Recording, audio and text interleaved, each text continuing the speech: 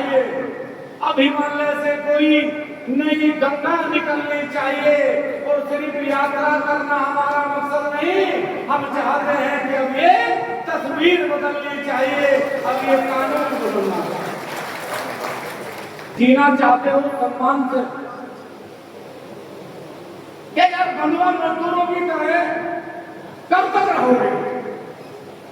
कोई कहे ताली बजाओ तो ताली बजाओ, कोई कहे थाली बजाओ तो थाली बजाओ, लेकिन हम कहें कि यात्रा में चलो तो यात्रा में नहीं चलोगे। मेरे क्षत्रिय भाइयों, मेरे ब्राह्मण भाइयों, मेरे वैश्य भाइयों, 52% जनसंख्या है सवर्ण समाज की, 52%। और लड़ने वाले कितने? 0%। लोगों का ये दुर्भाग्य है कि इस मंच में हमेशा जब भी चर्चा हुई, हमेशा पार्टियों का विरोध हुआ, हमेशा नेताओं पे सारी चीजें थोप दी गई।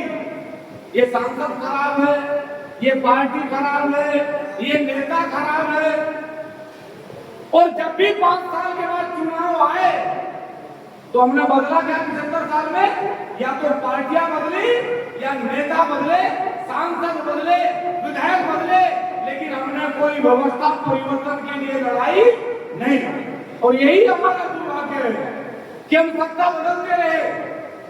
पहली बार सन 52 में चुनाव हुए देश में, रियासतें चली गई, फिर फिल्म आई तो जमीन चली गई, फिर जमीन जाने के बाद आपका सम्मान बचा तो SC/ST जैसा कानून लाया गया। आपके बच्चों की नौकरी में डाका डालने के लिए इसी देश में आरक्षण जैसा एक कुपोषण आया। लेकिन आप लोगों का दुर्भाग्य क्या है? आप लोगों का दुर्भाग्य ये है कि आप समाज छोड़ सकते हो, अपने नेता को छोड़ सकते हो, लेकिन पार्टियों को आप छोड़ नहीं सकते। और इसीलिए आज आप बार-बार कभी दिल्ली की धरती पे, कभी यहाँ देशनों की धरती पे, कभी उत्तर प्रदेश की धरती पे आपके नेता आपको बुलाएंगे, लेकिन आप आओगे जरूर। लगाए रोग जाति में छुटाना किसके बस का है? हमें कहने की आदत है, तुम्हें सुनने का चस्का है। इससे ज्यादा कोई व्यवस्था परिवर्तन हो गई है पीड़ परवस्ती। पीड़ मतलब अब पीड़ा हो गई है पीड़ परवस्ती। वो पीड़ कौन सी है? UGC, SC/ST आरक्षण की हो गई है पीड़ परवस्ती। अब पिघलनी चाहिए, अब हिमालय से कोई नई गंगा निकलनी चाहिए और सिर्फ यात्रा करना हमारा मकसद नहीं। हम चाहते हैं कि अब ये तस्वीर बदलनी चाहिए, अब ये कानून बदलना चाहिए। ऐसे नहीं चलेगा काम कि गाड़ी में बैठ के आए, यहां शकल दिखाई, रील बनाई और घर। ऐसे यात्रा नहीं हो सकती। ये यात्रा नहीं है, ये नदी है। इस नदी के बहाव में जितने गांव, जितने घर, जितने परिवार, सब लोगों को सुख देने के लिए ये यात्रा है। और ये समझ लेना आप कि ये बहुत बड़ा संकल्प है। भारतीय जनता पार्टी और भारतीय जनता पार्टी से मांग करने के लिए यदि महिपाल सिंह मकराना और मंच का आसीन सब लोग इस यात्रा का शुभारंभ करना चाहते हैं तो ये किसी एक व्यक्ति की यात्रा नहीं है, ये तुम्हारे बच्चों के भविष्य की यात्रा है। तुम्हारे महापुरुषों के अपमान हुए उन्हें बचाने की यात्रा है। ये UGC की नहीं, ये तुम्हारे बच्चों के भविष्य की यात्रा है। और यदि आज घर लेते रहे तो एक यात्रा नहीं, 1000 यात्रा के बाद में कोई परिणाम आने वाला नहीं है। इसलिए ये कसम आज आपको खानी पड़ेगी कि यहां से जाने के बाद आप लोग रोज यात्रा का हिस्सा बनोगे।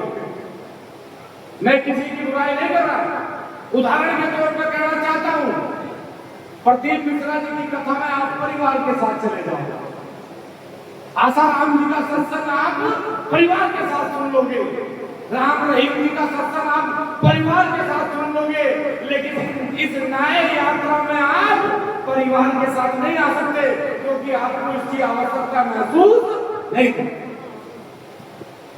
यदि जीना चाहते हो सम्मान से, क्या यार बंधुआ मजदूरों की तरह कब तक रहोगे? कोई कहे ताली बजाओ तो ताली बजाओ, कोई कहे थाली बजाओ तो थाली बजाओ, लेकिन हम कहें कि यात्रा में चलो तो यात्रा में नहीं चलोगे। यानी देश के प्रधानमंत्री के मन की बात सुनते हो मेरे भाई, कभी हमारे मन की बात भी सुन लिया करो, हमारे बच्चों के मन की बात भी सुन लिया करो। ये देश का प्रधानमंत्री जो आपको कहे आपको स्वीकार, और हम लोग समाज दिन सड़क पर आपकी लड़ाई लड़े, हमारी बात आपको स्वीकार नहीं। मेरे क्षत्रिय भाइयों, मेरे ब्राह्मण भाइयों, मेरे वैश्य भाइयों, 52% जनसंख्या है सवर्ण समाज की, 52%, और लड़ने वाले कितने? 0%। क्या विचार आपका? आप ये समझते हैं कि जब ये सारे कानून बने तो आपके लोग सदन में नहीं थे? जब ये सारे कानून बने तब भी आपके लोग सदन में थे? जब राणा सांगा को गाड़ी थी तब भी आपके लोग सदन में थे? जब मेहिर भोजी का मुद्दा आया तब भी आपके लोग सदन में थे? लेकिन वो आपके लोग नहीं है, वो भाजपा के लोग हैं, वो कांग्रेस के लोग हैं। आपको अपने लिए लड़ना होगा, समाज को मजबूत करना होगा, इन लोगों को मजबूत करना होगा, तब आप लोग मजबूत होंगे। इसके सिवा कोई दूसरा चारा नहीं।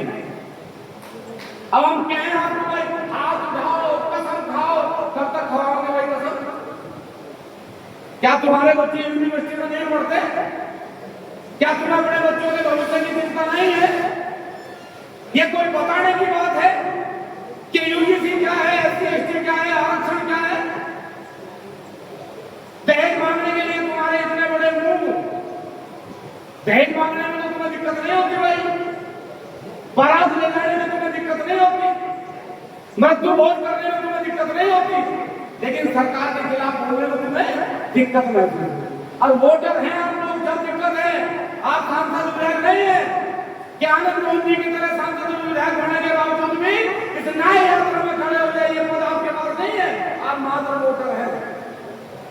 इसलिए हमारा निवेदन आपसे, हमारा आग्रह मात्र शक्ति है, आप लोग हैं, युवा हैं, बुजुर्ग हैं, यदि इस यात्रा में आपका सहयोग नहीं हुआ तो याद रखना कि यूजीसी तो आवेगा ही आवेगा, लेकिन आप लोगों को कोई बचाने वाला व्यक्ति फिर नहीं आवेगा, इस बात का ध्यान रखना। इसलिए सबको लड़ने की जरूरत है, सबको चलने की जरूरत है, इस यात्रा का सहयोग करने की जरूरत है।